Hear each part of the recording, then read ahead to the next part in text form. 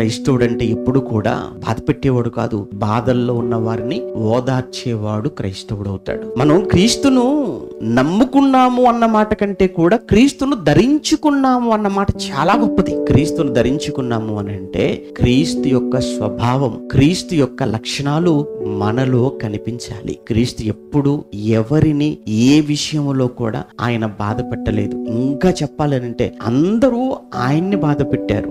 ఆయన ఒకవైపు ఎన్నో అవమానాలు, బాధలకు ఆయన ఓర్చుకుంటూ కూడా ఎదుటి వాళ్ళ ఆకలి తీర్చాలి, ఎదుటి వాళ్ళను బాగు చేయాలి, ఎదుటి వాళ్ళను ఆదరించాలి.